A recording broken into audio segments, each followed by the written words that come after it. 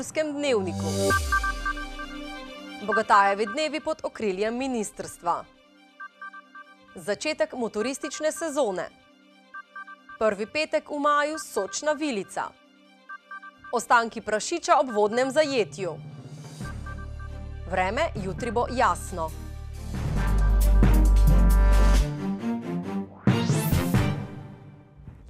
Drage gledalke, cenjeni gledalci, lepo pozdravljeni. Spremljate Pomurski dnevnik.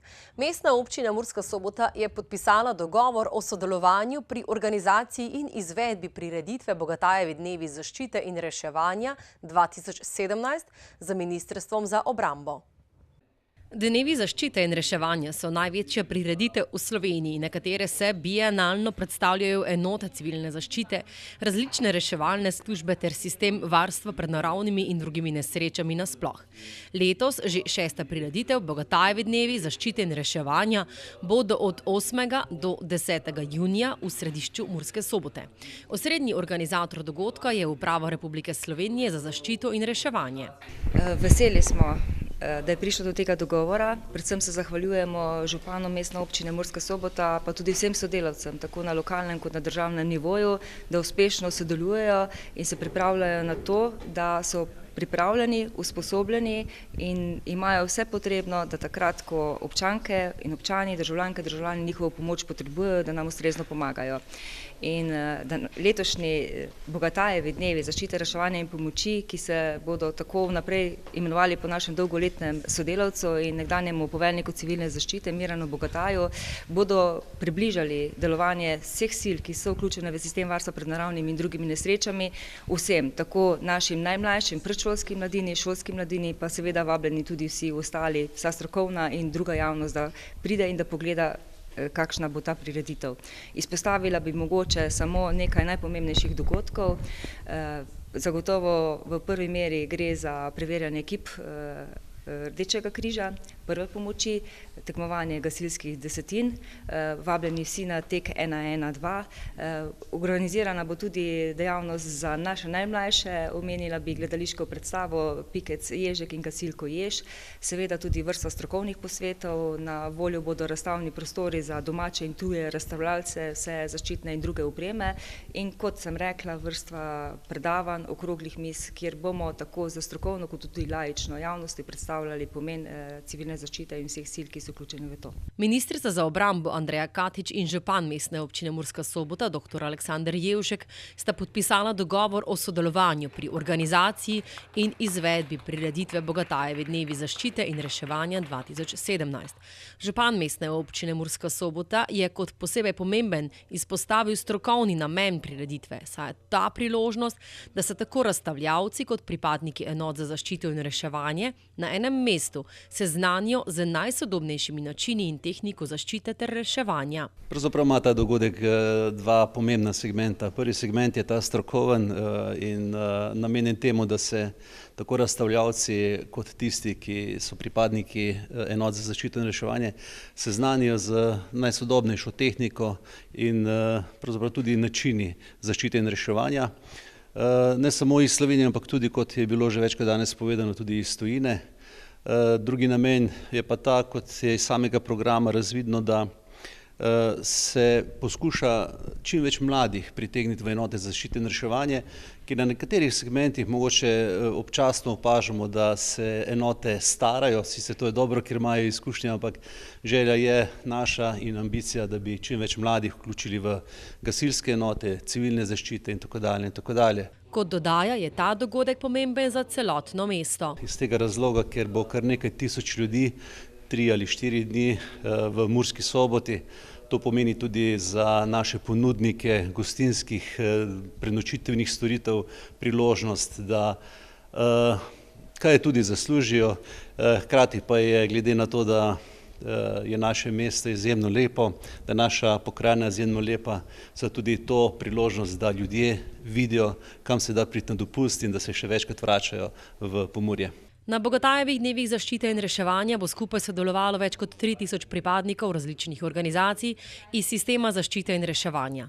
Ker bodo aktivnosti potekale v središču mesta, pričakujejo več kot 10 000 obiskovalcev.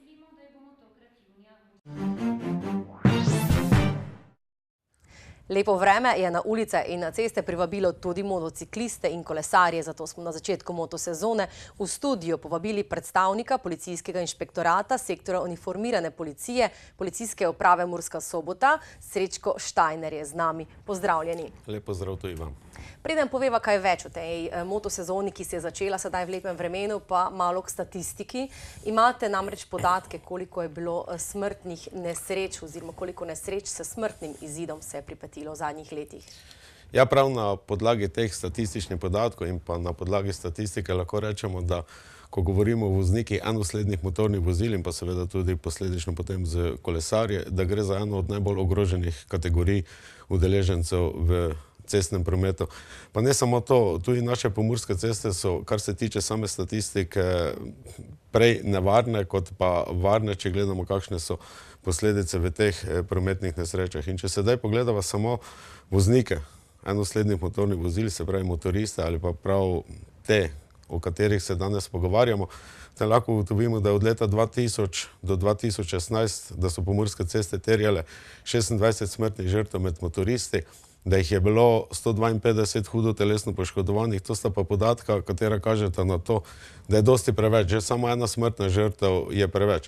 In prav pri teh motoristih oziroma pri voznikih enoslednih motornih vozil se dogaja to, da tako nekako ciklično so udeleženi v prometnih nesrečah. In čeprav se je v lanskem letu, če pogledamo samo lansko leto, zmanjšalo število prometnih nesreč, v katerih so bili udeleženi vozniki enoslednih motornih vozil, so se pa povečale posledice. Nenazadnje sta dva voznika motornih koles izgubila v teh prometnih nesrečah življenje.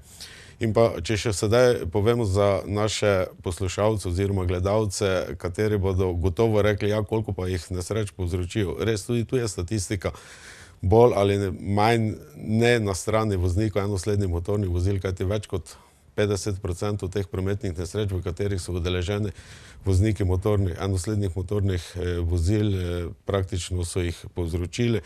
Vzroki pa tisti standardni, kot povsod stran smer vožnje, neprilagojena hitrost, seveda velikokrat tudi v kombinaciji z alkoholom ali pa drugimi prepovedanimi psihoaktivnimi snovmi.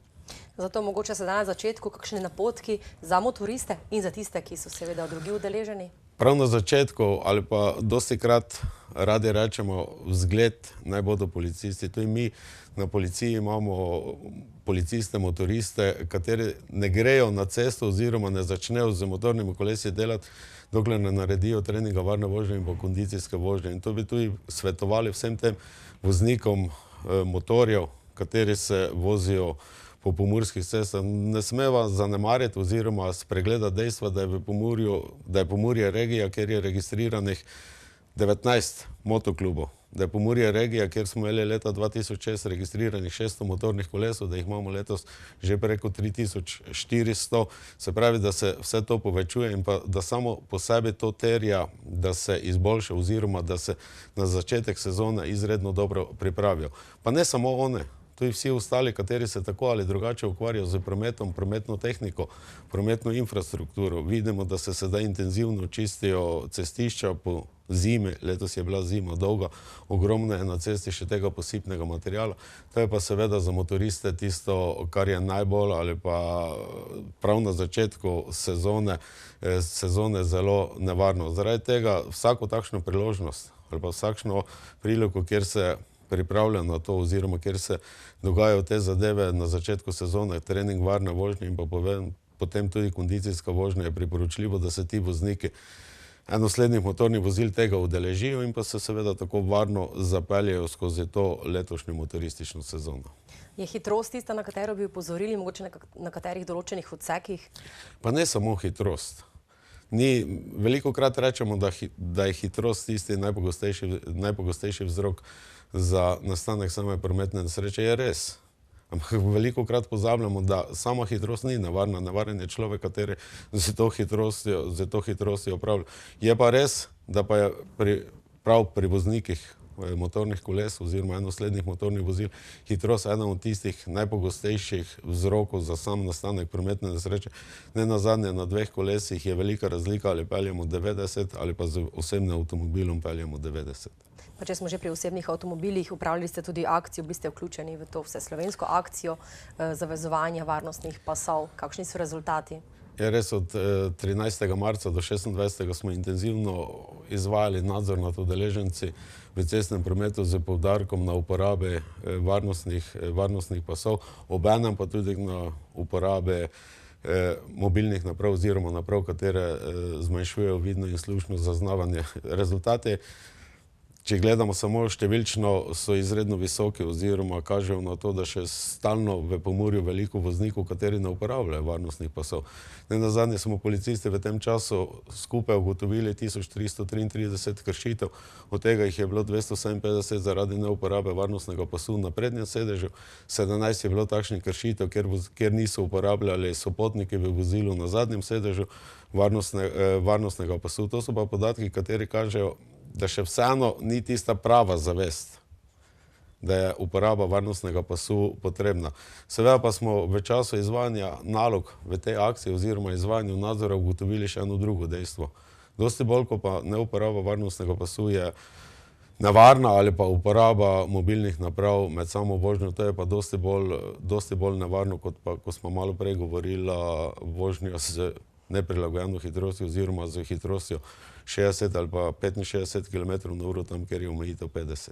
Zakaj mislite, da je tako, ko uporabljaš mobilno napravo, da potem si... Čisto preprostega razloga, ker se fokusiramo samo na to, kaj nam dela na mobilni napravi, ne nazadnje večinoma ali pa 90% ljudi uporablja sedaj že te pametne telefone, kjer je zelo težko poiskati ljubljeno ali pa drago osebo, da jo pokličeš med vožnjo, ker moraš upraviti kar nekaj funkcij, če želiš to varno poklicati, obenem pa ti pade pozornost. Se gledaš v bistvu v to svojo napravo, obenem pa še tudi kakšna novica po tej napravi lahko tvojo pozornost odvrne od tega, da bi spremljal promet in pa se bolj posvetiš temu.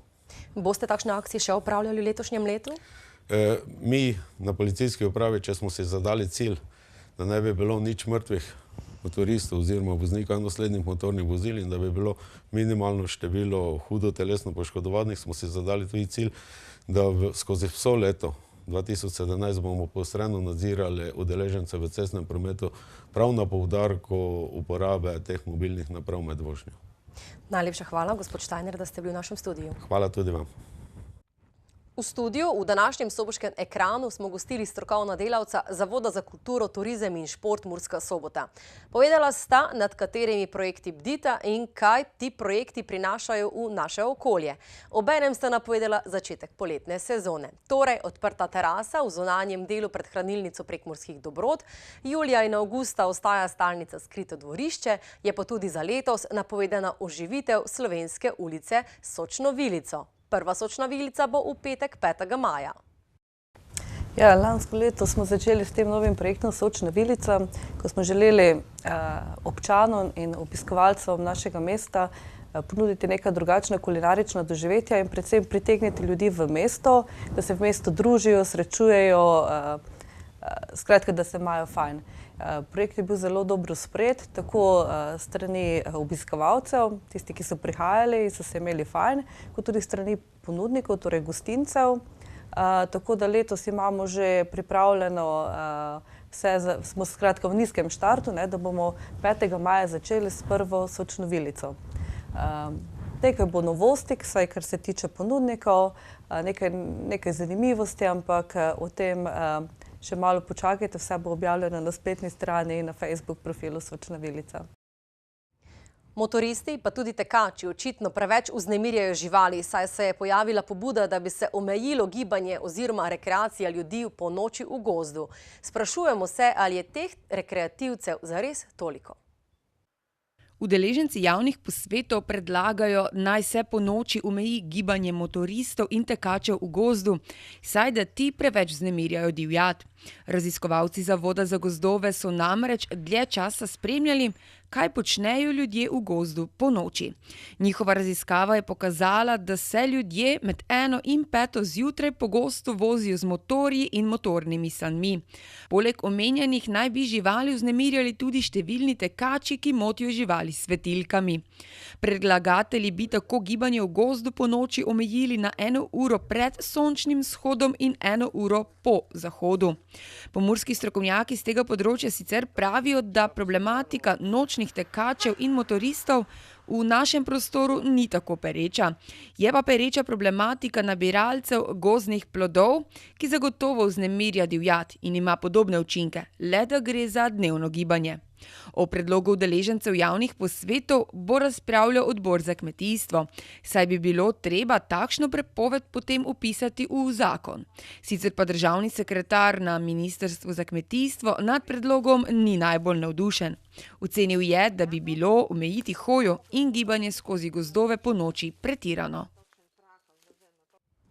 Minulo soboto so krajani v krogu in po poti do Kroškega Broda očistili naravo. In kot vsako leto, kljub opozorilom, je bil tudi letos šok kar velik ob pobiranju vseh vrst odpadkov, saj ljudje še vedno, kljub osveščenosti in kontejnerjem na vsakem koraku, v bližino vodnega zajetja odvržejo nekaj takšnega, kot je svinjska glava, koža in svinjsko drobovje.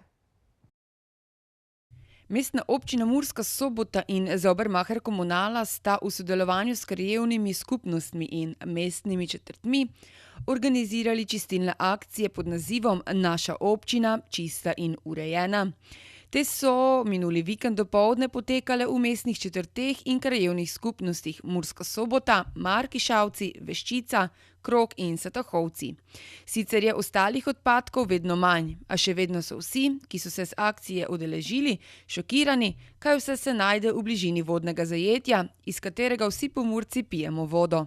V gozdu so namreč poleg gradbenega materiala, pleničk in oblačil, folije in ostalih kosovnih odpadkov našli tudi nedavno poginulega zajčka, svinjske kože, notranje organe živali in celo svinjske glave. Očitno nekaterim res ni jasno, da se jim vse odvrženo v naravo vrne s pitno vodo in tako škodi njihovemu zdravju.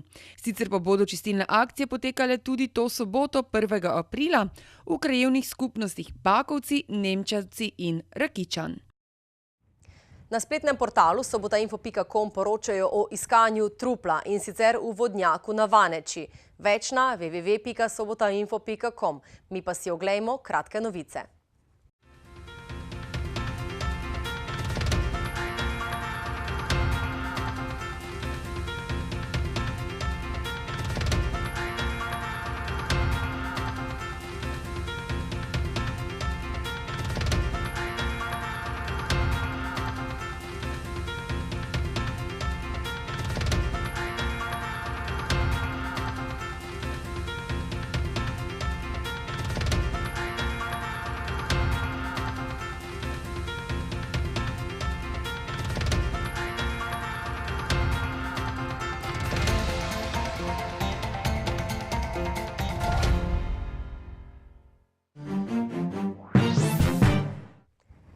Danes je bilo dokaj jasno vreme. Jutra so sicer še hladna, a naj bi bili pred nami topli dnevi. Poglejmo podrobnejšo vremensko napoved. Danes smo imeli sončen dan s temperaturami okrog 20 stopinj Celzija.